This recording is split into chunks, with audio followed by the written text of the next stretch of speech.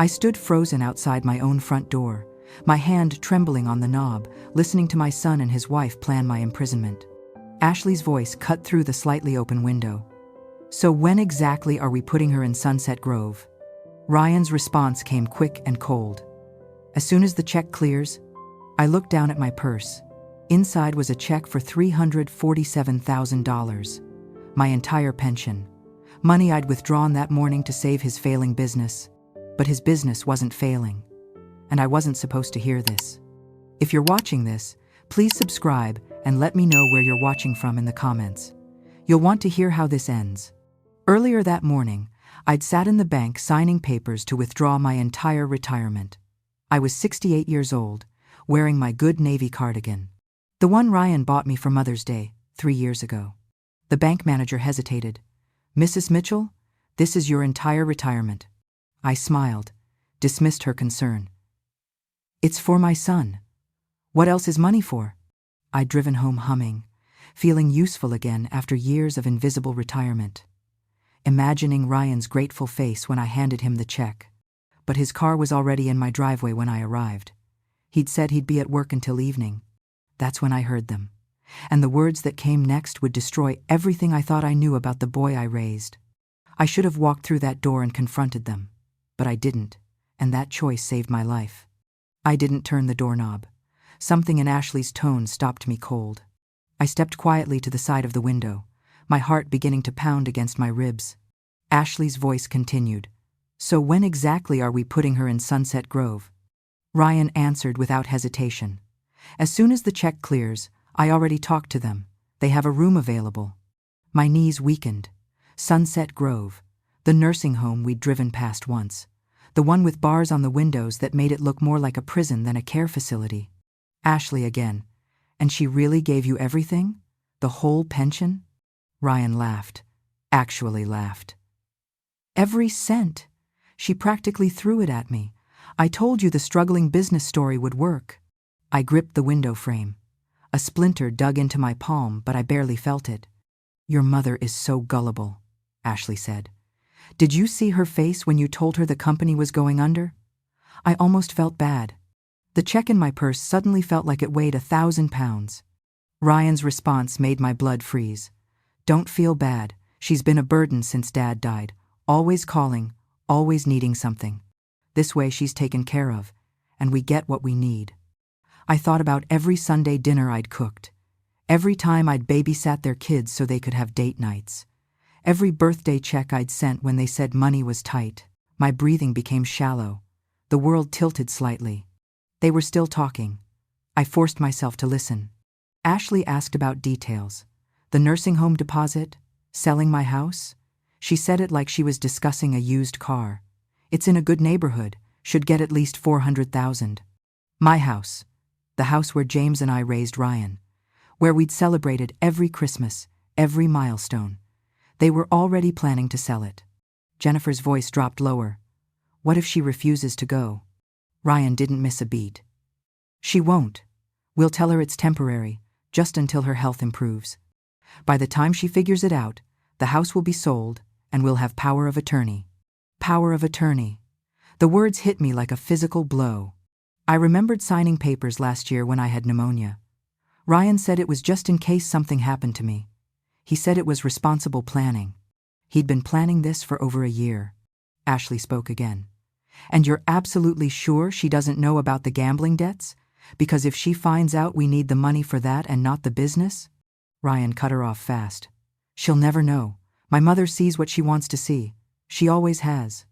Those words, that sentence, it carved something out of me I didn't know could be removed. My son knew me, knew my weakness, knew I wanted to believe the best in him, and he'd used it like a weapon. I don't remember stepping away from the window. I don't remember walking to my car parked 2 streets over. But I found myself sitting behind the wheel, staring at my hands. The same hands that had held Ryan when he was born, that had bandaged his scraped knees and packed his school lunches and applauded at every achievement. The check was still in my purse. $347,000. My entire life's work as a teacher. 42 years in classrooms. Gone. Or about to be gone. I thought about James, My late husband. Felt grateful he didn't live to see this. My phone buzzed. A text from Ryan. Mom, where are you? I'm at your house. Can't wait to see you. Love you. The casual cruelty of those two words. Love you. My finger hovered over the reply button. Part of me wanted to type, I heard everything. The rest of me knew that if I did, I'd lose my only advantage. So I did something I'd never done to my son in 68 years. I lied. I typed back. At the bank longer than expected. Paperwork. Home in 20 minutes. Sent it before I could overthink. I started the car but didn't drive home. Drove to a coffee shop I'd never been to, somewhere they'd never think to look. Ordered tea with shaking hands. Sat in the back corner where no one could see me fall apart. I opened my purse. Looked at the check. $347,000. My entire life's work as a teacher. The shift happened somewhere between the bank and that window. From my son couldn't do this, to my son did do this. I thought about the past 6 months with new eyes. Every conversation had been manipulation. The time Ryan asked about my will. I'd thought he was being responsible. When Ashley asked about the house deed, I'd thought they were making sure I was protected. The paperwork Ryan helped me organize last year. I'd trusted him with everything. I'd given Ryan access to my bank accounts when I had pneumonia. He could have taken the money any time, but he wanted me to give it willingly. The cruelty of that struck me cold. He wanted me complicit in my own destruction. For the first time, a small flame of anger cut through the grief. I wasn't going to give them my money, but I couldn't let them know I knew. Not yet. That's when I remembered something James once told me. The best defense looks like compliance. I sat in that coffee shop until my tea went cold. By the time I stood up, something inside me had shifted. I drove home. Ryan's car was gone. He'd left a note on the kitchen counter. Mom, sorry I missed you. Call me when you get this. Can't wait to celebrate. Celebrate. He thought he'd won. I walked through my house seeing it differently. Every photo of Ryan on the walls, every Mother's Day card I'd saved, every memory now carried a different weight. I went to my bedroom, opened the drawer where I kept important documents. Found the power of attorney papers Ryan had me sign during pneumonia. I'd been so sick, so grateful for his help. He'd explained it was standard, protection, in case something happened. I read them now. Really read them. The language was broad. Medical decisions, financial decisions, housing placement. He could put me in Sunset Grove and I wouldn't be able to stop him. Not legally. My phone rang. Ryan. I let it ring 3 times before answering. Made my voice warm. Hi, sweetheart. Mom, where were you?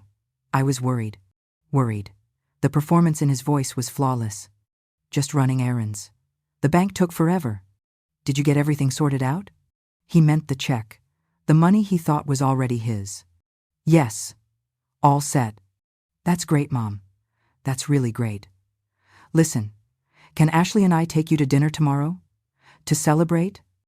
I looked at myself in the bedroom mirror, saw a 68-year-old woman who'd just discovered her son was a stranger. That sounds lovely. Perfect. I'll text you the details. Love you, Mom. There it was again. Love you. I hung up and sat on the edge of my bed. I wasn't going to confront him. I wasn't going to cry or beg or ask why. I was going to survive this. But first, I needed to understand how I'd gotten here. I thought about Ryan at 8 years old. He'd broken a neighbor's window playing baseball. Came home crying, terrified. My instinct then was immediate. Protect him. Fix it for him. I paid for the window myself. Never made him work it off. Never made him apologize directly to the neighbor. James said, "You're going to make him soft. A boy needs to face consequences." I defended my choice. He's just a child. He needs to know I'll always be there for him. But the pattern continued. When he crashed the car at 16, I paid the deductible without question. When he borrowed money in college for a business idea that never materialized, I never asked for it back. After James died 10 years ago, I became even more lenient. Ryan was my only child, my only family. I confused love with enabling. Ashley entered the picture 5 years ago. She encouraged my generosity. "You're such a giving mother. Ryan is so lucky." Now I understood. I'd been training him his entire life. teaching him I was easy to use. The question I couldn't escape was simple. Had I raised my son to become this person? Or had I just failed to see who he really was? By the time I pulled into my driveway, I had my answer. It didn't matter how we got here. What mattered was getting out. I walked through my house that evening with new eyes. Everything looked different now that I knew the truth. My kitchen had been reorganized 6 months ago. Ryan said it would help me, make things easier to reach. But now I couldn't find anything without asking him where he'd put it. My bills were all on autopay. He'd set that up last year, said it would simplify my life, but it meant I'd stop tracking my own money. I went to check my phone contacts, scrolled through. My sister's number was gone. I'd thought I'd lost it somehow. Now I wondered if Ryan had deleted it when he borrowed my phone to make a call. Even my car keys had been moved to a different hook by the door. A better spot, Ashley said. More convenient. But it meant I had to think about where they were now. Had to remember their system, not mine. The manipulation wasn't sudden. It was erosion. 2 years of small changes. I found an old notebook in my desk drawer. The one where I used to track my finances. Budget, expenses, savings goals. The last entry was from 2 years ago. Right when Ryan took over to make things easier. I remembered specific moments now with brutal clarity. When I'd mentioned wanting to travel to Alaska, Ryan said, "At your age? Too risky, Mom." When I'd talked about volunteering at the library, Ashley said, "You seem so tired lately. Maybe rest is better." When I wanted to repaint the living room, they both said, "Why bother? You won't be here much longer anyway." That last phrase made my skin crawl. You won't be here much longer. They'd been conditioning me to accept leaving my home for months, maybe longer. I sat at my kitchen table, made a list of every controlling behavior I could remember. Every time they'd infantilized me, every time they'd isolated me, every time they'd made me doubt myself. The list filled 2 pages. I wasn't crying anymore. I was documenting, creating evidence. I opened my laptop, created a new email account Ryan didn't know about, typed out everything I'd recognized, every manipulation tactic, every warning sign I'd missed, sent it to myself as backup. I realized they hadn't just planned to steal my money. They'd been stealing my autonomy, my confidence, my sense of self, piece by piece. For 2 years, and tomorrow, I needed to know exactly how deep this went. At 2 a.m, I couldn't sleep. I got up and began pulling out every document in my house. I spread 5 years of papers across my dining room table. Bank statements, legal documents, old mail I'd filed away and forgotten. I created a timeline on the wall with sticky notes, visual mapping of the con. The bank statements revealed the scope. Small withdrawals marked house repairs or groceries, nearly $30,000 over 2 years. My savings depleted from $85,000 down to $12,000. Forged checks for business expenses, another $18,000. Ryan had online access to everything. I'd handed him the keys to my entire financial life. Then I pulled out the power of attorney papers from my pneumonia. The paper was thick, official. Read them fully for the first time, each word worse than the last. The scope was terrifying. Medical decisions, financial decisions, housing placement. Underneath was a second document, healthcare proxy, giving Ryan authority over end-of-life decisions, my signature at the bottom. But the pen stroke looked shaky, not like my normal hand. I didn't remember signing this one at all. I found a property assessment for my house, dated 6 months ago. Market value, $520,000. The paper smelled faintly of toner. Recent printing. I never requested this assessment. Ryan's email was listed as the contact for results. My life insurance policy was in the file cabinet. I pulled it out with shaking hands. The folder was worn at the edges from handling. The beneficiary had been changed. From American Heart Association to Ryan Mitchell. Red pen circling his name on the form. James died of heart disease. I would never change this. The AHA was my tribute to him. I looked at the change of beneficiary form. My signature was there, but I had no memory of signing it. Ryan must have slipped it into other paperwork, had me sign without explaining what it was. I opened my old laptop, the one I rarely used anymore. It took forever to boot up. Screen flickering blue, then white. Checked an email account I'd almost forgotten about. Discovered Ryan had been forwarding my emails to himself. For 18 months, every bank notification, every medical bill, every personal message, he'd seen it all.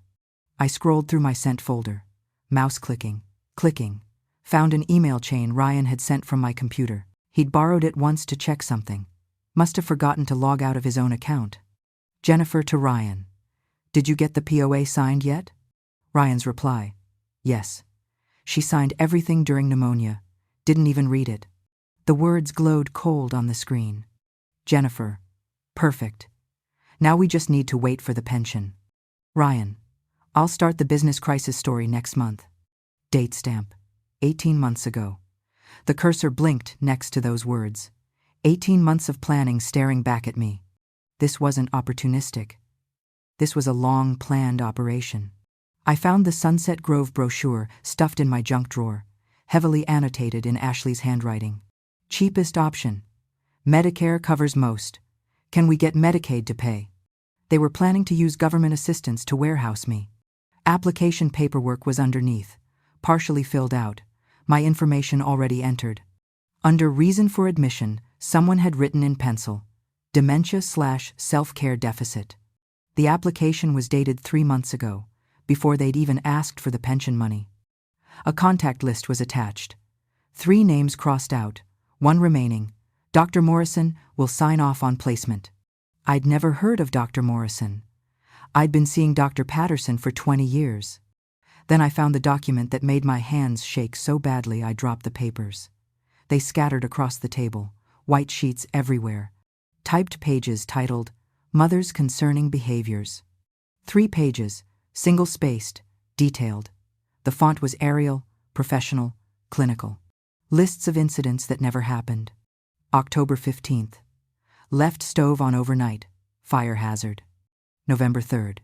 Forgot grandchildren's names during visit. December 1st. Refusing to eat, lost 15 pounds. January 10th. Found outside in nightgown. Didn't know how she got there. Each incident had specific dates, times, witnesses listed as either Ryan or Ashley.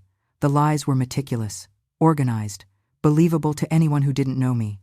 This was what they planned to show doctors, judges, anyone who questioned them. If I tried to defend myself, they'd say, "See, she doesn't even remember these episodes." At the bottom of a stack, I found a credit card statement that wasn't mine. Ryan's. Left at my house accidentally. The paper was crumpled. Coffee stain in one corner. Casino charges, $15,000 in 1 month. Cash advances at casinos, another $8,000. Luxury purchases, watches, dinners at expensive restaurants, designer stores.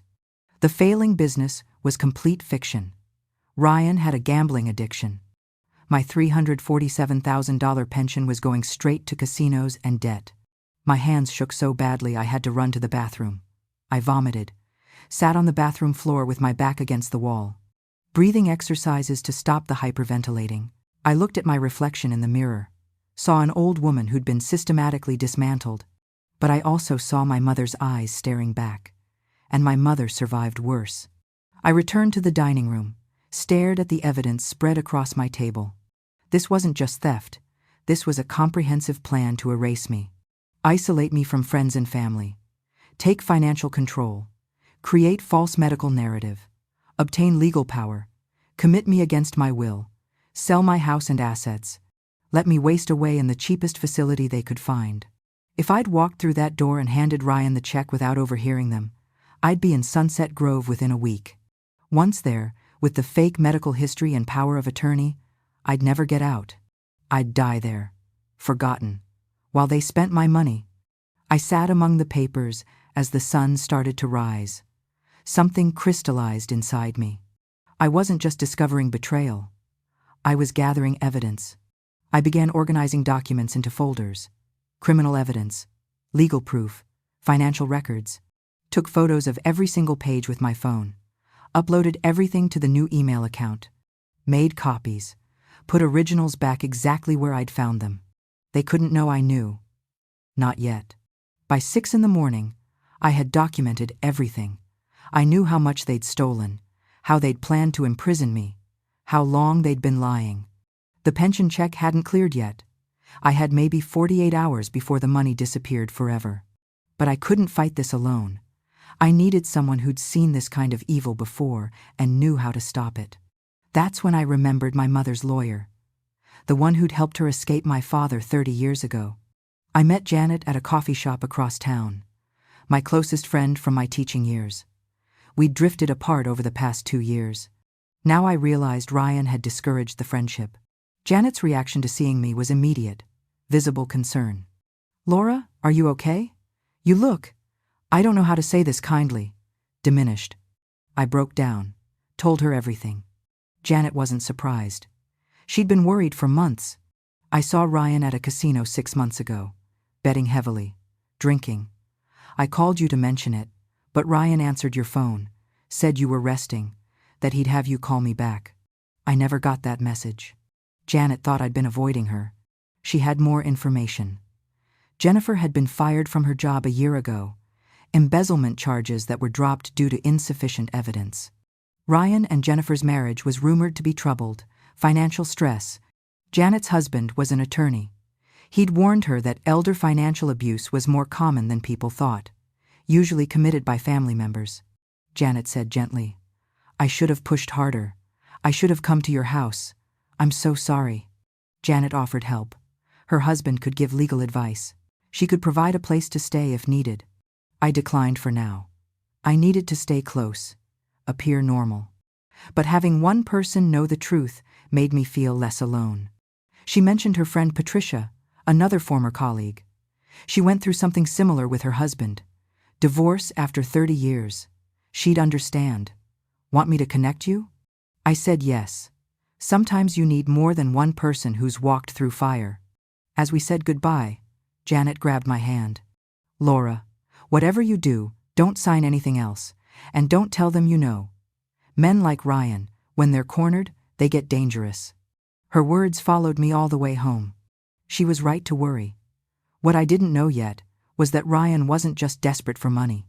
He was in debt to people who didn't take excuses. Unable to sleep that night, I went to the attic. I was searching for my marriage certificate. Janet's husband had mentioned I might need it for legal documentation. Instead, I found a metal lockbox I'd forgotten about. It had belonged to my mother. She died 8 years ago. I'd packed it away during grief, never fully went through it. Inside were letters, photos, and a sealed envelope addressed, "To Laura, when you need it." My mother's handwriting? My hands shook as I opened it. The letter was dated 2 months before her death. She knew she was dying. She wrote about her own experience with my father, charming, manipulative, left us with nothing when I was 12. My mother apologized for being cold and untrusting. I'd always thought she was bitter after the divorce. "I wasn't bitter, sweetheart. I was awake. And I spent your whole childhood trying to wake you up too." A warning about being too soft. "You have the biggest heart of anyone I know, but people with big hearts think everyone else has one too. They don't." Then a specific passage about Ryan. "Your boy is charming like his grandfather. Watch for it. Charm without character is just manipulation with a smile." My mother had noticed things years ago. Ryan borrowing money, making promises, always having an excuse. "I'm not telling you to stop loving him.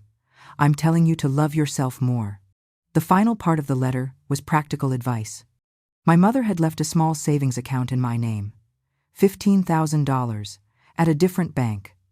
Account number and details were enclosed. "This is your escape money. Everyone needs escape money. Don't tell anyone about it, not even people you trust. Especially not people you trust." Also in the box was my mother's diary from 1985. I read entries describing her own escape from my father. Step-by-step plan. Saved money secretly. Found a lawyer.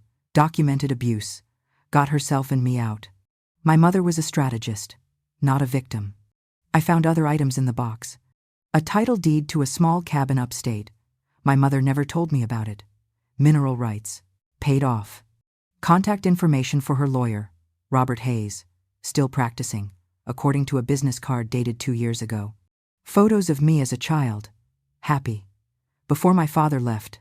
My mother's note on the back. "This is who you are. not what he made you feel. I sat in the dusty attic, crying, but these were different tears. I felt my mother's presence. Almost heard her voice. Now what are you going to do about it? Action steps materialized in my mind. First, access the secret account. Move that money somewhere safe. Second, contact Robert Hayes. Third, document everything. Fourth, make them think they're winning while I build my case. I realized I had assets they didn't know about. The cabin, the account, and most importantly, knowledge of their plan. I carefully photographed every page of my mother's letter and diary with my phone. Uploaded them to the new email account Ryan didn't know about. Created a secure folder on a thumb drive. Returned the box to the attic, but kept the letter in my bra, close to my heart. That night, I opened the bank account my mother left me online. $15,042. It wasn't much, but it was mine. Earned by a woman who'd survived her own betrayal and somehow found the strength to protect me from beyond the grave. As I logged out, I whispered to the empty room, "I won't waste it, Mom. I won't waste my chance." What I didn't know was that I'd need that money sooner than I thought. Because the next morning, Ryan called with news. The check had cleared. His voice on the phone was too cheerful. "Mom, great news. I deposited your check and the business is saved. We should celebrate. Can we take you to dinner at the Grove tonight?" The Grove. The restaurant right next to Sunset Grove Nursing Home. They were going to wine and dine me, then walk me through the facility, just to look. My hands tightened on my phone. "That sounds wonderful, honey. What time?" 7. "I'll pick you up at 6:30. I'll be ready." I hung up and immediately called Robert Hayes, my mother's lawyer. His secretary said he was semi-retired but still took special cases. "Tell him it's Eleanor Mitchell's daughter. Tell him I need help with the same kind of problem my mother had." She put me through immediately. Robert's voice was warm. "Laura, your mother was one of the toughest women I ever represented. I was wondering if you'd ever need my help." I told him everything. He listened without interruption. His assessment was clear and devastating. The power of attorney Ryan had was broad but not absolute. I could revoke it, but I needed to file specific paperwork before they moved me to the nursing home. Once I was in a care facility, proving I was of sound mind became exponentially harder. The money was technically a gift, hard to get back legally. But if we could prove fraud, manipulation, undue influence, different story. He needed evidence, recordings, documents, witnesses. Timeline was critical. If Ryan suspected I knew, he might accelerate the plan. Robert explained elder financial abuse. It was a crime, not just a civil matter. If proven, Ryan could face prison time. My reaction was immediate. "I don't want revenge. I just want my life back." Robert's response was gentle. "Those might not be separable goals." He offered to work pro bono. For my mother's memory, we developed a strategy. 1. I revoke power of attorney immediately. Paperwork filed today. 2. Place a fraud alert on my credit. 3. Document every interaction with Ryan and Ashley. 4. Gather evidence of their financial situation. Prove they're not struggling. 5. Most importantly, act completely normal until everything is in place. Robert warned me. "This is the hard part. You have to let them think they're winning while we build the case. Can you do that? Can you sit at dinner with them and smile?" I thought of my mother's letter, of the years teaching middle school students who tried to manipulate me. I can do it. Robert gave me his personal cell phone. "Anytime, day or night, you feel unsafe, you call me." He also provided a contact for a domestic violence advocate. Elder abuse fell under that umbrella. I left his office with a folder of paperwork, a plan, and something I hadn't felt in weeks: control. I was halfway to my car when my phone rang. "Ryan." "Mom, just confirming for tonight, the Grove at 7. This is going to be great. I'm so proud of you for being open-minded about your future." My hands tightened on the steering wheel. "I'm looking forward to it, sweetheart." I had 6 hours to prepare for the performance of my life. But first, I needed legal protection in place. Robert Hayes had given me an address downtown. His office was in an old building with creaking floors and dark wood paneling. I felt ridiculous parking 3 blocks away, wearing a hat and sunglasses like I was in a spy movie. But if Ryan somehow found out I'd seen a lawyer, everything would fall apart. Robert was in his early 70s, semi-retired, remembered my mother fondly. Eleanor was one of the toughest women I ever represented.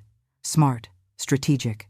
She saved every receipt, every threatening note your father left. Made my job easy. He gestured to the chair across from his desk. So, tell me everything. I showed him the documents, played him the recording from outside my window, showed him the fake concerning behaviors document, the casino credit card statement, the email chain planning this 18 months ago. Robert listened without interruption, taking notes. His assessment was delivered like a diagnosis. The power of attorney is broad, but you can revoke it. We file paperwork today. You'll need to do it before they attempt to move you. He explained the danger. Once I was in Sunset Grove, proving competence became exponentially harder. They'd use the fake medical history, say I was having a lucid moment, that I didn't understand my own condition. The money was the complicated part. Technically, you gave it as a gift. Getting it back legally is difficult. But if we prove fraud, undue influence, elder abuse, the criminal charges change everything. He needed evidence.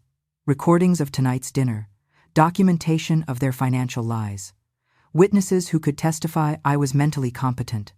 Timeline was everything. If Ryan suspects you know, he'll move faster. Can you hold out for 1 week while we get protective orders in place? I thought about my mother, about the cabin, about the escape money she'd left me. I can hold out. Robert pulled out forms. Sign here. This revokes the power of attorney effective immediately. I'll file it today with the court. My hand shook as I signed, but it was the right kind of shaking, the kind that comes from taking your life back. Fraud alert on your credit, Robert continued. I'll help you place it. Prevents them from opening new accounts or taking new loans in your name. He gave me a small voice recorder. Professional grade. Record tonight's dinner, everything they say. The manipulation tactics, the nursing home pitch, all of it. Then he gave me his personal cell phone number, written on his business card. Day or night. You feel unsafe, you call? I'll have a patrol car at your house in 5 minutes. He also handed me contact information for an elder abuse advocate, a woman named Sarah Chen, who specialized in these cases. I noticed he hesitated before giving me that card. Laura, I need you to understand something. What Ryan is doing, it's not uncommon. I see it more often than I'd like.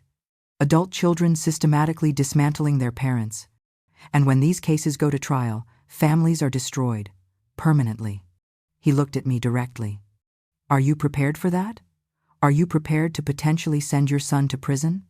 I thought about the fake medical documents, about being trapped in Sunset Grove, about dying there while they spent my money and told everyone I was too confused to know better. I'm prepared to save myself. Robert nodded. Good. Then let's make sure tonight goes exactly as planned. I spent the afternoon preparing like an actress before a performance. The voice recorder went into my purse, fully charged. I tested it 3 times to make sure it worked. I dressed in my confused elderly woman clothes, soft cardigan, sensible shoes, hair slightly disheveled, practiced in the mirror, vacant expression, slow responses. I needed them confident, unguarded, applied less makeup than usual, messed my hair just slightly, looked older, frailer than I was. Perfect. I arrived at the Grove 15 minutes early, parked where I could see the entrance, watched Ryan and Ashley arrive in his BMW, new car.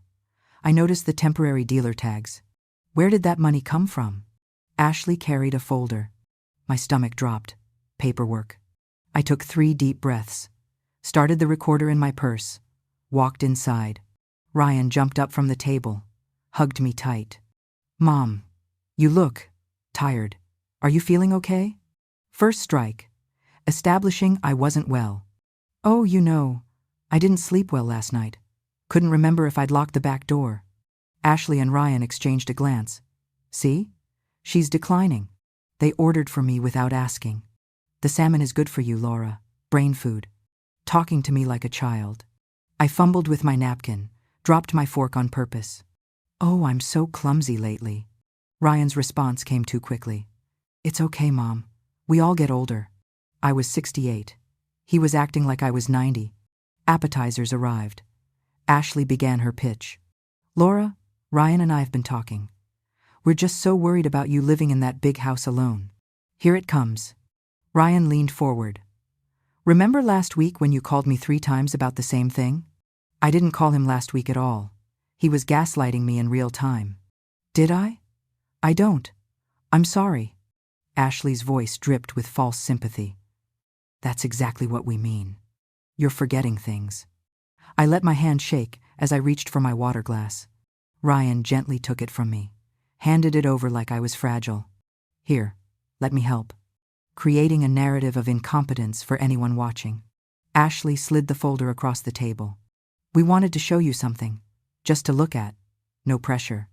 Inside was a glossy brochure for Sunset Grove. Photos of smiling seniors. I noted they were all stock photos. Models, not real residents. "Active adult community," in large letters across the front. Ryan started his sales pitch. "It's not a nursing home, Mom. It's a community. People your age. Activities. No worries about cooking or yard work." Ashley chimed in. "And the best part, we can use the business money to cover the first year. You wouldn't have to worry about cost." "My own money. Used to imprison me." I made my voice small. "Uncertain. I don't know. I love my house." Ryan's mask slipped for a fraction of a second. Frustration flashed across his face, then smooth again. "Of course you do. But Mom, be realistic. The yard is too much. The stairs are dangerous. What if you fall?" Creating fear. Urgency. Ashley added, "We just want you safe, Laura. We love you." The words sounded rehearsed. The waiter interrupted with entrees. I silently thanked him for the pause. Used the moment to observe them both. Ashley's designer handbag was new. Gucci, if I wasn't mistaken. At least $3,000. Ryan's watch was definitely new. Rolex. Probably $15,000. They were already spending money they didn't have yet. Confident I'd give in. After the waiter left, Ryan leaned forward again. His voice changed. Harder edge. "Mom, I need you to understand something. Jennifer and I, we can't keep worrying about you like this. The stress is affecting our marriage. Our kids. Weaponizing guilt. If you won't do this for yourself, do it for us. Do it for your grandchildren. They shouldn't have to worry about Grandma being unsafe." I noticed Ashley's hand on Ryan's arm. Gentle warning. He was pushing too hard. He recalibrated, softened his voice. "I just love you so much, Mom. I want you taken care of." I saw him clearly now. Every word calculated, every gesture performed. This was who my son was. I set down my fork carefully. "Can I think about it?" Ryan's jaw tightened for just a moment. "Of course. But Mom, they have a room available now. If we wait, you might have to go on a waiting list." Artificial scarcity. Classic sales tactic. Ashley jumped in. "Maybe we could just take a tour? This week? Thursday?" Trying to get me physically inside the building. I knew why. Once inside, with the power of attorney Ryan thought he still had, they could potentially commit me involuntarily. Claim I was a danger to myself. Robert had warned me about this exact scenario. I did something unexpected, pulled out my phone with shaking hands. "Let me put it in my calendar." "Thursday, you said?" Fumbled with the phone, typed slowly with one finger. Ryan and Ashley visibly relaxed. She's complying. "Thursday at 2. I'll pick you up at 1:30. I nodded, smiled weakly. "That's very kind of you both." Dinner continued with forced cheerfulness. They discussed Ryan's recovered business. Complete fiction. The grandchildren I hadn't seen in months. Plans for the holidays, assuming I'd be in Sunset Grove by then. Every word was another brick in their narrative. After dinner, in the parking lot, Ryan walked me to my car. Ashley hung back, giving us privacy. Ryan put his arm around my shoulders. "I'm proud of you, Mom, for being open-minded about this." I looked at my son's face, tried to find the boy I'd raised somewhere in this stranger. "I just want you to be happy, sweetheart." I am happy, Mom. And I'll be happier knowing you're safe and cared for. He hugged me. I fought every instinct to pull away. Over his shoulder, I saw Ashley watching, satisfied smile on her face. They thought they'd won. I drove away from that restaurant with the recorder still running in my purse, capturing every word they'd said. But what I didn't know, what none of us knew, was that Ryan wasn't just in debt to credit cards and casinos. 2 men in expensive suits had visited his house that afternoon. They'd given him a message. Pay what you owe by Friday, or they'd collect another way. And Friday was in 4 days. The $347,000 in my account wasn't just desired anymore. It was desperately needed. Thursday morning, the day of the tour, I wasn't home when Ryan came to pick me up. I was already gone. The next morning, there was an envelope taped to my door. No stamp, no return address. Hand-delivered. I opened it with trembling hands. Inside was the Sunset Grove brochure, the same one from dinner, but this time a date was circled in red marker. Friday, 3 days away. A handwritten note in Ashley's looping script. We've scheduled your tour and intake assessment. Ryan will pick you up at 10 a.m. Don't forget, we've told them all about your recent memory issues. Love, Ashley. The tone was cheerful, but the message was clear. They were moving forward with or without my consent. Memory issues. They'd already been building the narrative with the facility staff. I called Robert immediately. His alarm was evident even over the phone.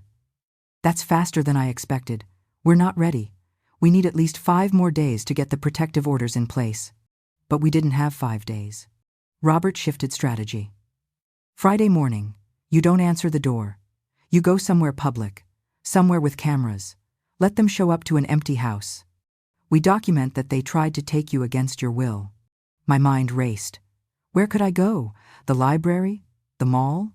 Then I remembered. The cabin my mother left me. I hadn't been there yet. Didn't even know if it was habitable.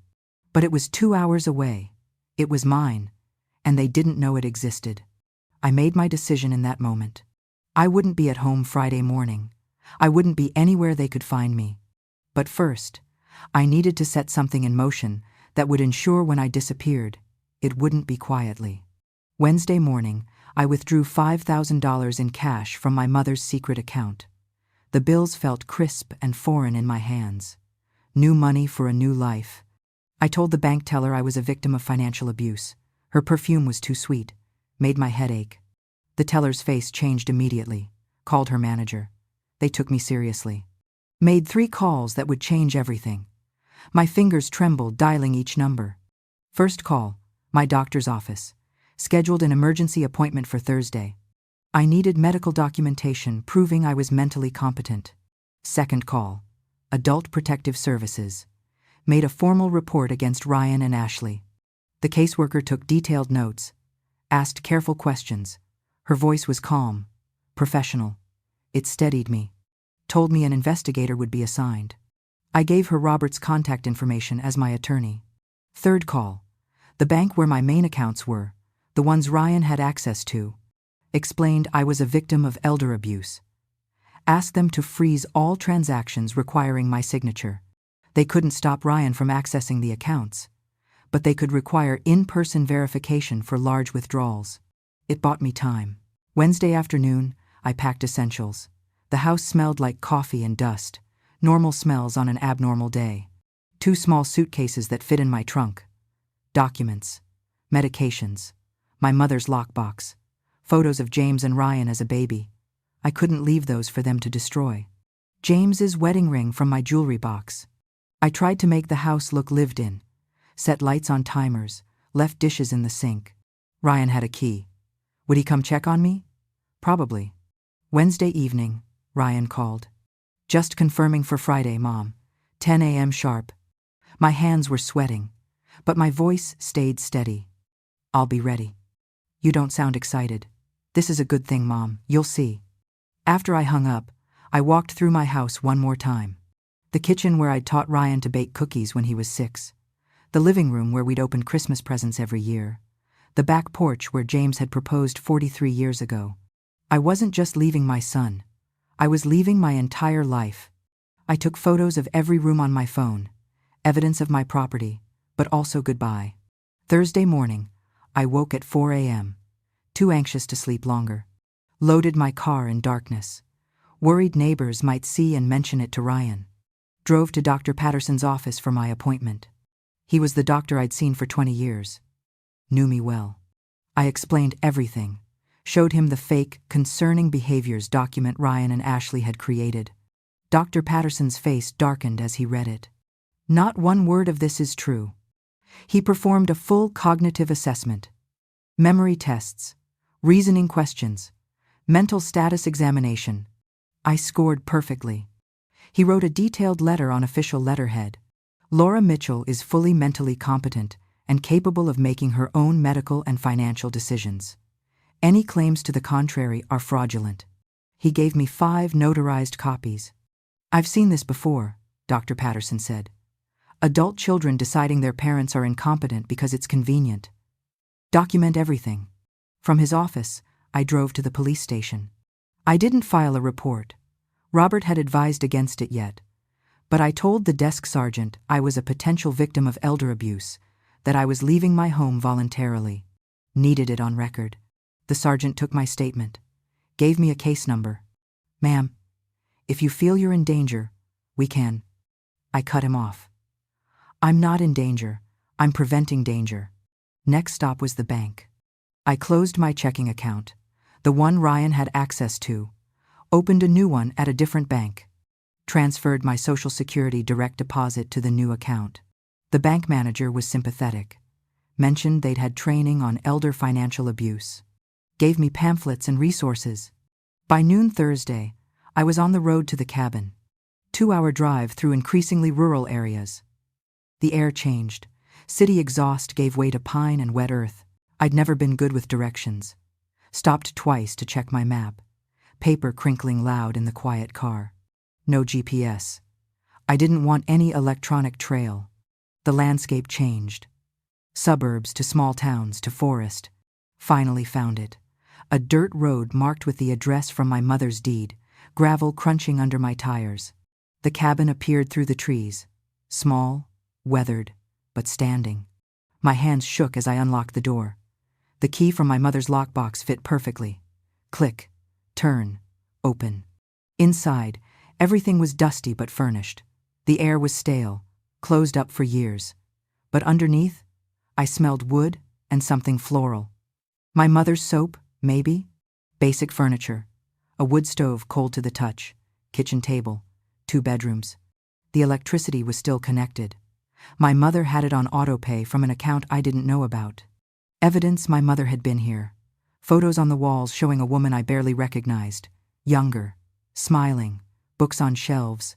A journal on the nightstand. Its pages yellowed at the edges. I sat on the porch as the sun set. Pine needles soft under my feet. Realized my mother had an entire life I knew nothing about. This was her escape plan. And now it was mine. I called Robert from the cabin's landline. Gave him the address. Good. Stay there. Don't contact Ryan or Ashley. Let them show up to your empty house tomorrow. What will happen when they realize I'm gone?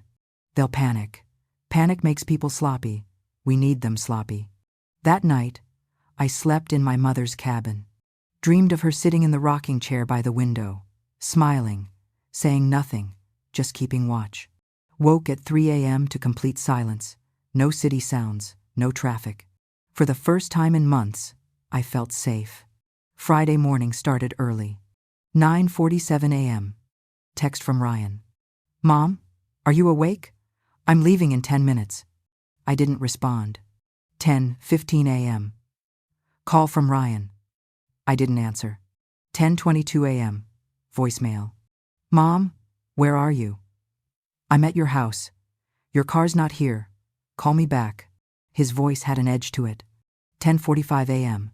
3 missed calls. 11 a.m. Text from Ashley. Laura, Ryan is very worried. Where are you? Are you okay? I turned off my phone. Sat on the cabin porch with coffee. My hands were finally steady. Robert called the landline an hour later. They've reported you missing to the police. My stomach dropped.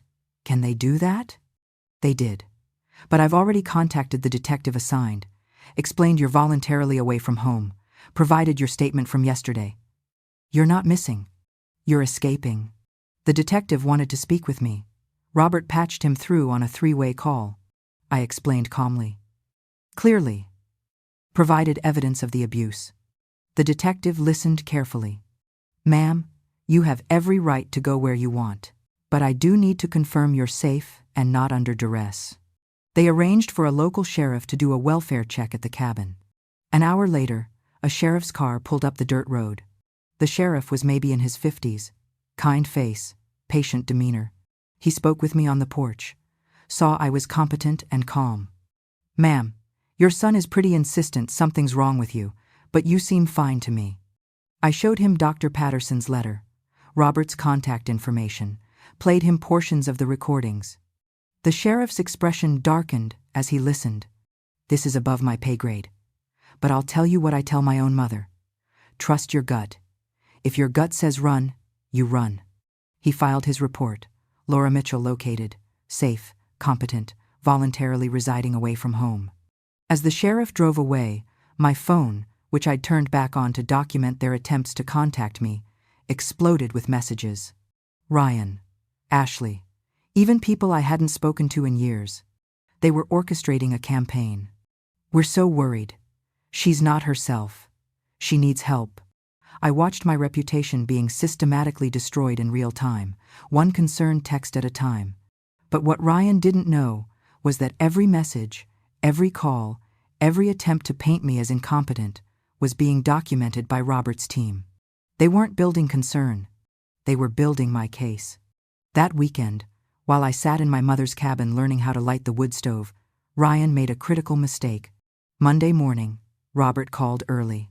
We need to move fast. Ryan and Ashley filed an emergency petition for guardianship. My blood ran cold. What does that mean?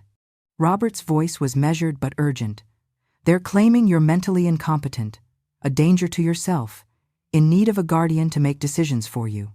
If successful, Ryan would have complete legal control over my life, my finances, my medical care, where I lived. The hearing was scheduled for Wednesday. Emergency hearings moved fast. But here's the thing, Robert continued. They don't know we were preparing for this. We have counter-evidence they don't expect. We spent Monday on strategy calls.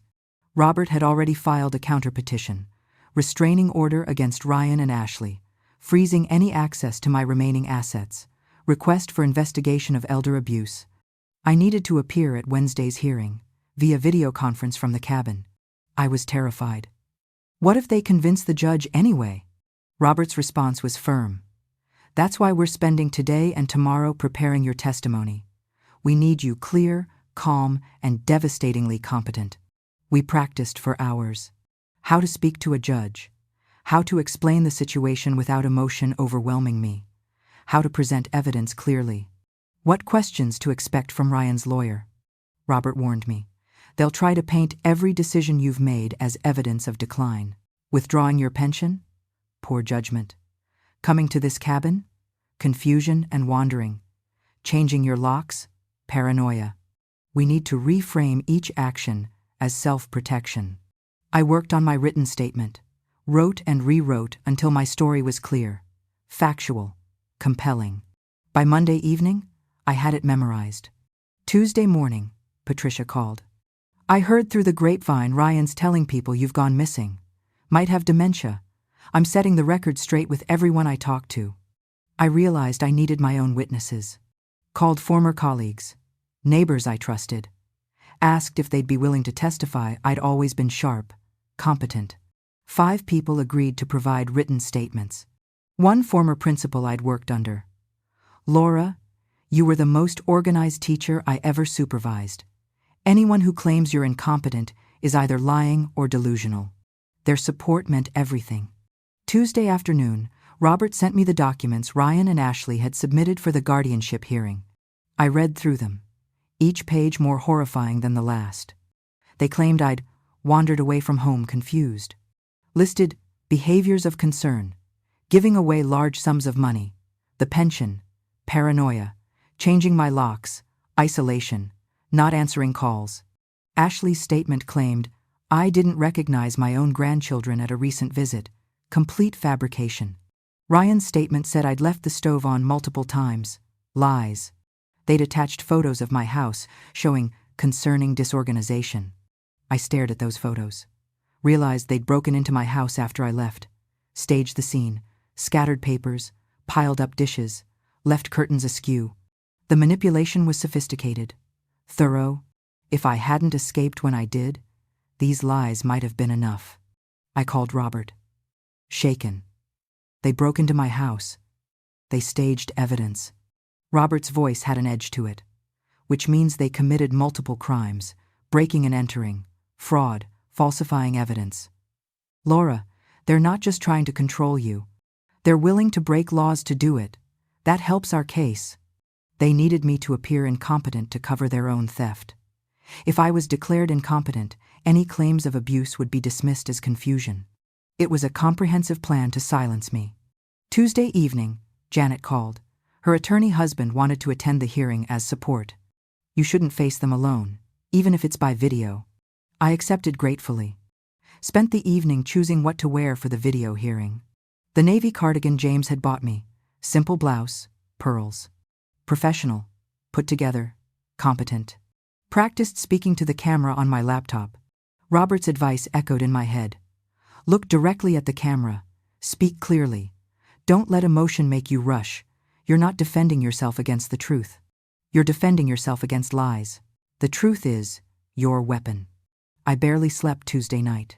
Kept thinking about Ryan as a little boy, the son I'd raised. Where did that boy go, or was he always capable of this and I refused to see it? At 2 a.m., I almost called him, almost tried to talk this out. Then I remembered his voice through the window. My mother sees what she wants to see. She always has. He knew my weakness, exploited it. I put the phone down. Wednesday morning arrived too fast. I woke at 5 a.m., too nervous to sleep more. Made coffee. Reviewed my notes one last time. Robert called at 7 for final preparation. The hearing was at 10. Robert's voice was steady, reassuring. Remember, you're not on trial. They are. You're the victim here, not the defendant. I set up my laptop at the cabin's kitchen table. Tested the camera, the microphone. At 9:45, I logged into the video conference. Saw the courtroom. Wood paneling. American flag in the corner. Judge. Court reporter. Robert on screen in his office with law books behind him. Then Ryan and Ashley appeared, with their lawyer, polished, expensive looking. It was the first time I'd seen them since my escape. Ryan looked haggard, stressed, dark circles under his eyes. His tie was slightly crooked. Ashley looked angry, tight-lipped, red lipstick that seemed too bright on the screen. Their lawyer was smooth, well-dressed, confident, the kind of man who believed his own performance. My heart pounded, but my hands were steady on the table, coffee cup within reach, still warm. The judge looked at the camera, directly at me, his eyes magnified by reading glasses. Mrs. Mitchell, I've read both petitions. These are serious allegations on both sides. Before we hear testimony, I need to ask you directly. Do you understand why we're here today? I looked at the screen, at my son who was trying to steal my freedom. The pixels of his face, familiar and strange at once. My voice came out clear, strong. Yes, Your Honor. My son is attempting to have me declared incompetent so he can control my finances and hide the money he's already stolen from me. I'm here to stop him. The courtroom went completely silent. Not even the shuffle of papers, just the hum of the video connection. Ryan's lawyer started to object. The judge held up a hand. We'll hear from both sides. Mrs. Mitchell, you'll have your opportunity to present your case. Mr. Mitchell, you'll have yours. Let's proceed. The hearing lasted 3 hours. Ryan's lawyer presented their case. The fake medical documents, the photos of my disorganized house, Ashley's testimony about my supposed confusion. They painted a picture of a declining woman who needed protection from herself. Then it was my turn.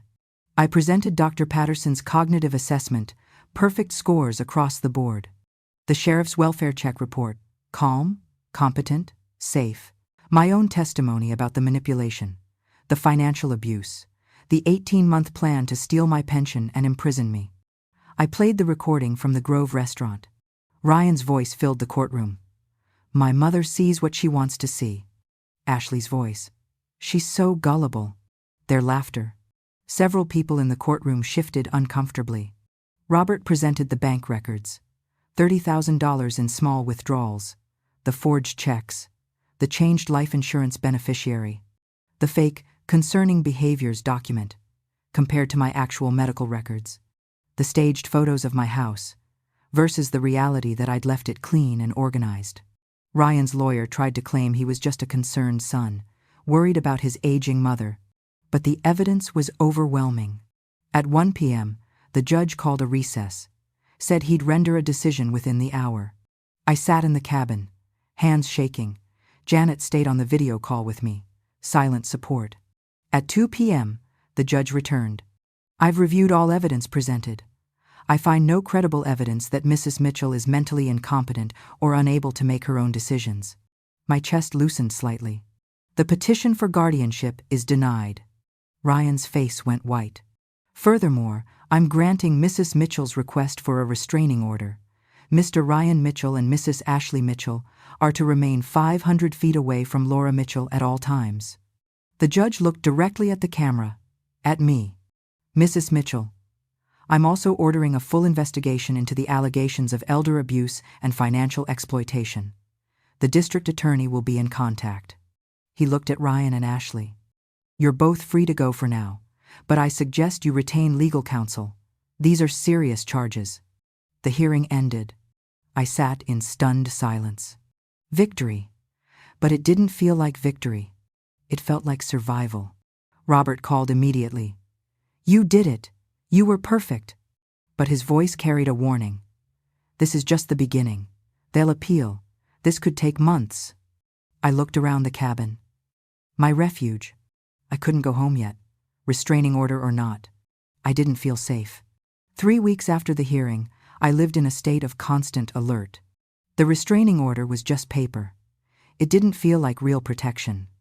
I varied my routine obsessively. Different times for walks, never the same small-town grocery store twice in a row. At the cabin, I kept curtains drawn even during daylight. Checked door locks multiple times before bed.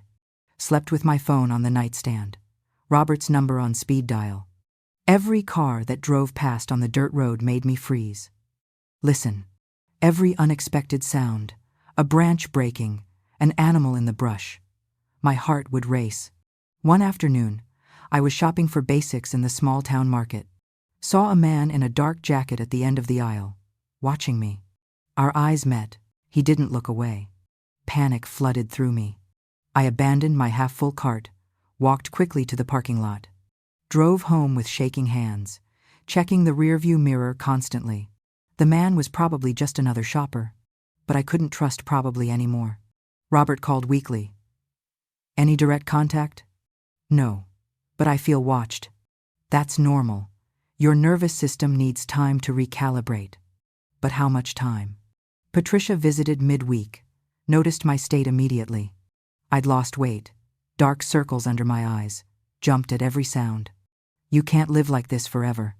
I just need time to feel safe again. One night around midnight, headlights swept across my cabin wall. A car slowed on the road outside. I grabbed my phone. Hid in the bedroom closet, heart pounding, barely breathing.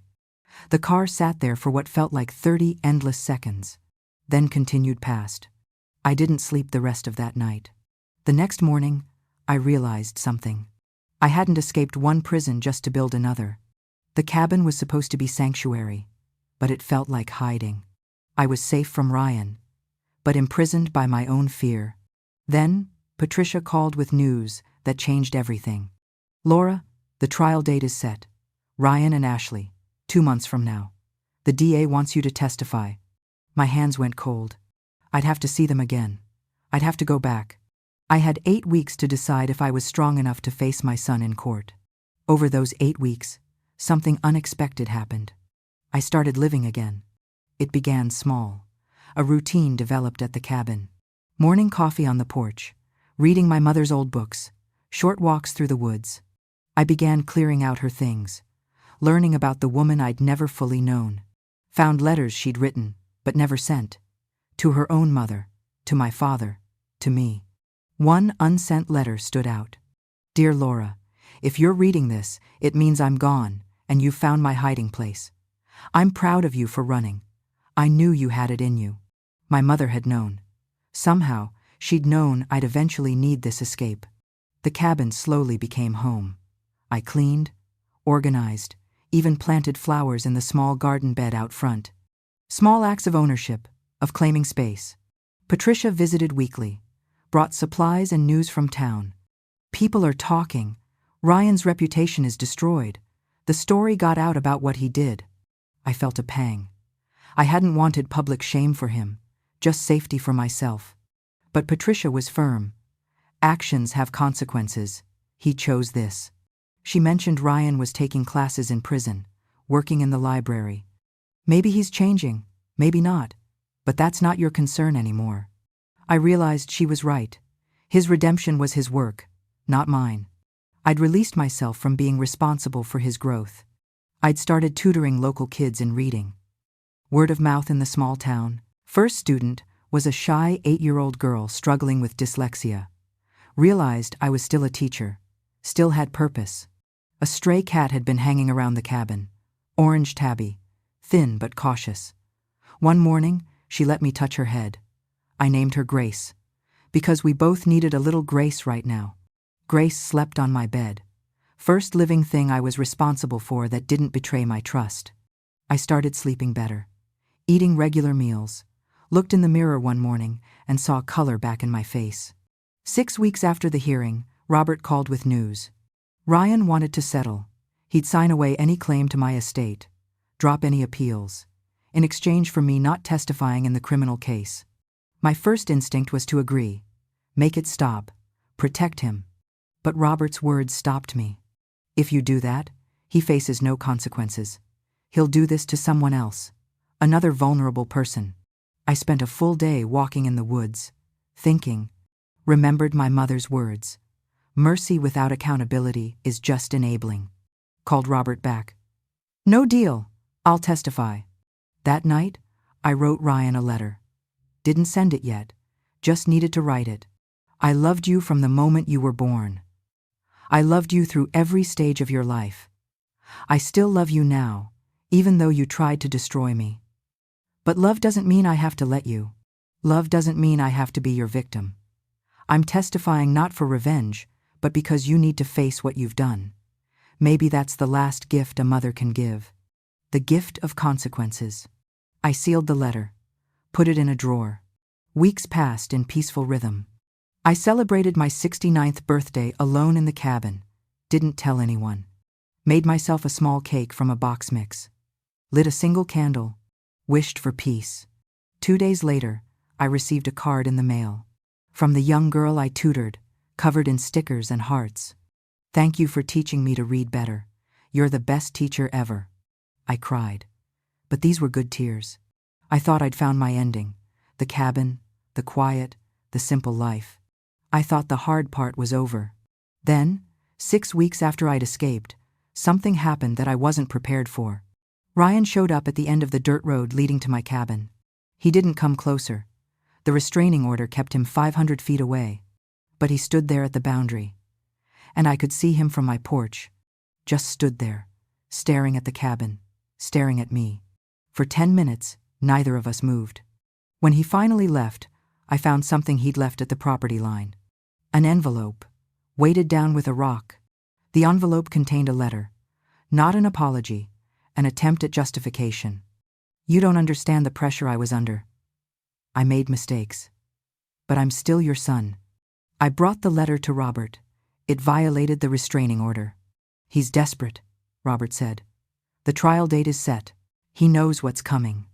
2 months after that moment at the property line, I sat in a courthouse. I'd returned to testify against my son. The drive back to my hometown was surreal. Everything familiar but changed. I'd changed most of all. I wore the navy cardigan Ryan once gave me, armor and reminder. The courtroom was small, formal, intimidating. Ryan sat at the defense table, wouldn't look at me. Ashley was being tried separately, but she was present in the gallery, glaring. I was the prosecution's key witness. The prosecutor was a woman in her 40s. Professional, kind eyes. "Mrs. Mitchell, please tell the court about your relationship with your son," I began, voice steady. Told about raising Ryan alone after James died, about wanting to help him, about the pension withdrawal. The prosecutor showed evidence, the recordings, the documents, the timeline of manipulation. "Why did you give him your entire pension?" "Because he was my son, and I believed him when he said he needed help. I thought that's what mothers do." "When did you realize he was lying?" I described the moment at the window, hearing their plan, described the feeling of my world shattering. I saw several jurors wiping their eyes. Ryan's lawyer stood for cross-examination. Middle-aged man, expensive suit, practiced smile. "Mrs. Mitchell, isn't it true you've been estranged from your son before?" "No, that's not true." "Isn't it true you've had memory problems?" I kept my voice calm.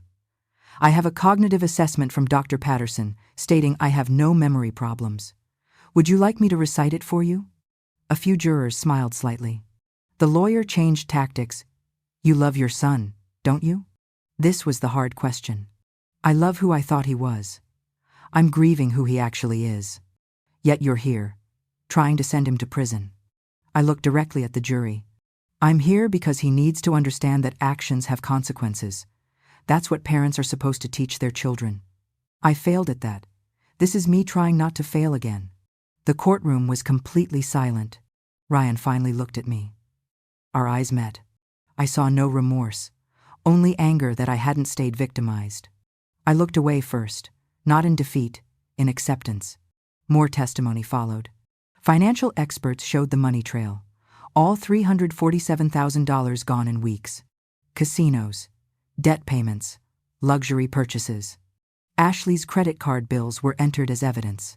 Designer clothes, jewelry, expensive dinners.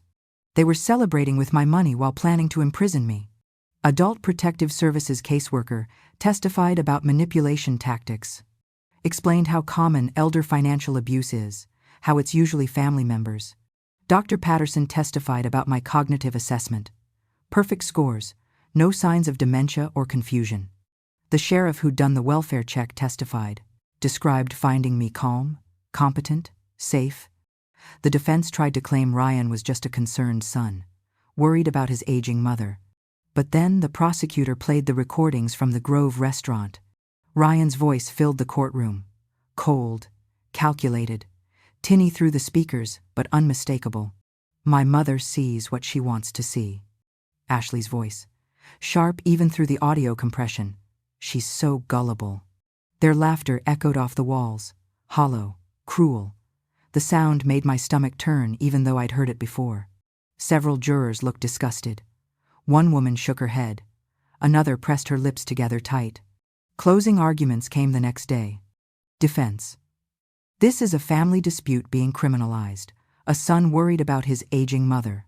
Prosecution. "This is a calculated, sustained plot to steal from a vulnerable woman and imprison her against her will. This is elder abuse, fraud, attempted false imprisonment." Then I was allowed to give a victim impact statement. I stood, faced the courtroom. But really, I was speaking to Ryan. "I've spent 3 months trying to understand how we got here. How the baby I nursed, the child I raised, became someone who could do this to me. I've realized you've always been capable of this. I just refused to see it. I protected you from consequences your whole life. Every time you made a mistake, I fixed it. I taught you that love means never facing your own actions. I failed you. And I failed myself. But I'm not failing anymore. You tried to take everything from me.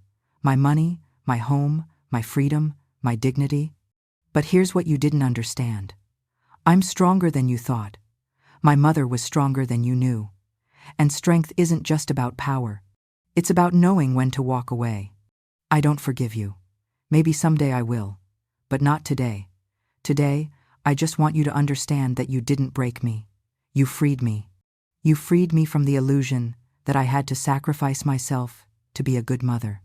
I hope you use your time in prison to become someone better. Not for me. I've let you go. But for you. Because the person you are now? He's not worth the life he's wasting. I sat down, hands shaking but head high. Ryan broke, started crying, tried to speak. The judge cut him off. Mr. Mitchell, you'll have your opportunity to speak at sentencing if convicted. The jury deliberated for 4 hours. I waited in a victim advocacy room, Patricia and Janet with me. When the verdict came, a court officer brought me back in. Guilty on all counts. Elder abuse, fraud, attempted false imprisonment, forgery for the fake documents, breaking and entering for staging the house photos. Ashley was convicted separately. Accessory to fraud, conspiracy, elder abuse. Sentencing was set for 2 weeks later. Ryan was led away in handcuffs.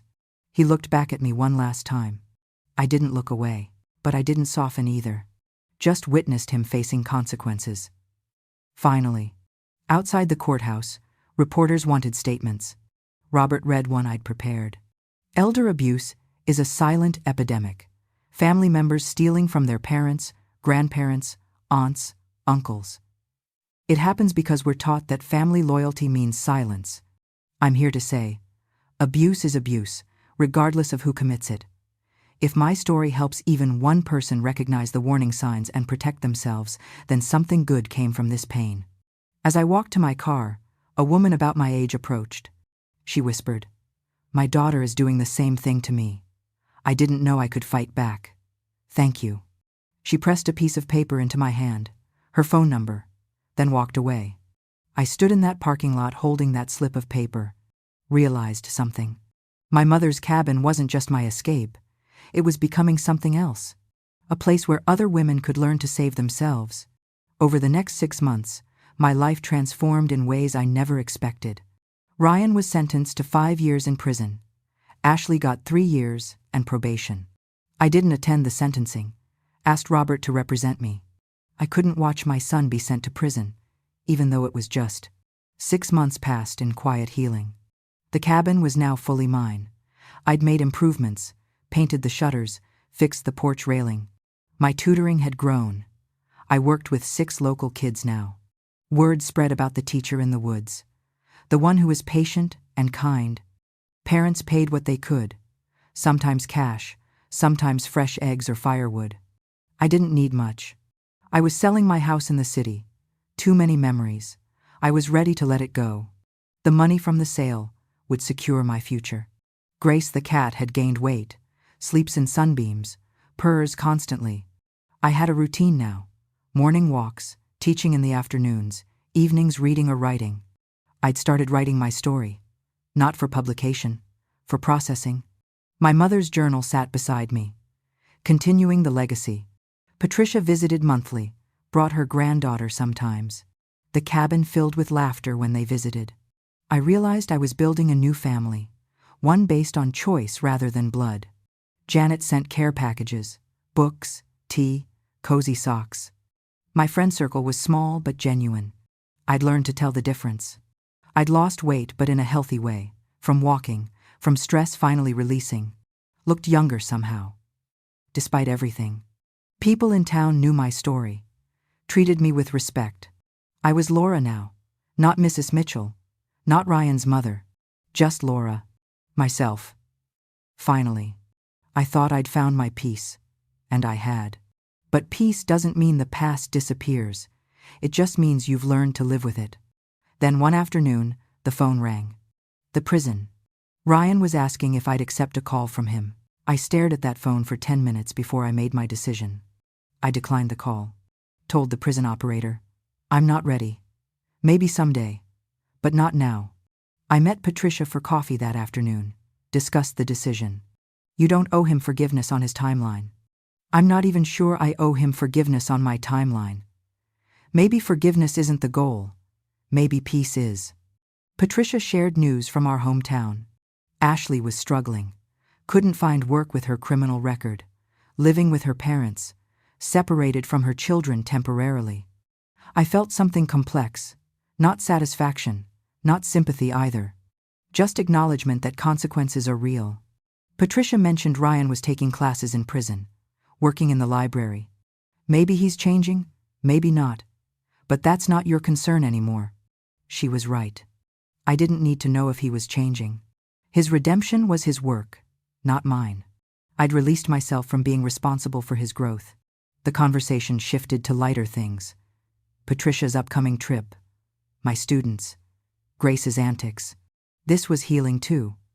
Being able to talk about normal life, not being defined by trauma. Walking back to my car, I saw my reflection in a store window. Barely recognized myself. Lighter, freer, present. The woman in the window looked at peace. That evening, I found a letter in my mailbox. No return address, but I recognized the handwriting. Ryan had written to me.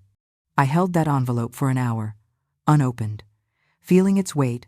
Finally, I did something my mother would have been proud of. I put it in a drawer, unread. If he had something to say to me, I'd hear it when I was ready. Not before. Spring came to the cabin, my first full season here. I planted a garden. Tomatoes, herbs, flowers. Got dirt under my fingernails. Found it satisfying. The physical work was meditative, grounding. I was learning skills my mother knew. Canning, preserving, living simply. Discovered I enjoyed it more than my old life of convenience. One morning, I realized I'd gone a full day without thinking about Ryan. First time in a year. That afternoon, I bought paint and an easel. Took up painting. I was terrible at it, but it made me laugh. Grace knocked over water cups, walked through wet paint. My first painting was abstract, messy, joyful. I hung it in the cabin. Didn't care that it wasn't good. I was learning to do things for joy, not perfection. Joined a book club in town. 8 women, meeting monthly. We read fiction, discussed life, drank wine. Nobody treated me like a victim, just like Laura. I'd made a friend, Linda, 72, widow, sharp sense of humor. We hiked together weekly. One Saturday, checking my email, I saw a message from a woman in Oregon. I read about your case in the news. I'm going through something similar with my son. Can we talk? It was the 5th such email I'd received. And suddenly, I understood what my mother had meant by making meaning from pain. That night, I made a decision that would define my new life. I'd started a small support network for elder abuse victims. Met with people via video call, shared resources, offered my story. Not a formal organization, just person-to-person support. If my mother could build me an escape route, I could do the same for others. I'd connected 15 people to resources, legal help, safe housing. 3 women had left abusive situations with adult children. 2 were staying with me at the cabin temporarily. Healing. The cabin was becoming what my mother intended, a sanctuary. One afternoon, I decided it was time. Took out Ryan's letter, the one I'd kept in the drawer for 6 months. Opened it with steady hands. His words were apologies mixed with justifications, requests for reconciliation, claims he'd changed. I read it twice, then wrote a response. Not cruel, not forgiving, just honest. Ryan, I've received your letter.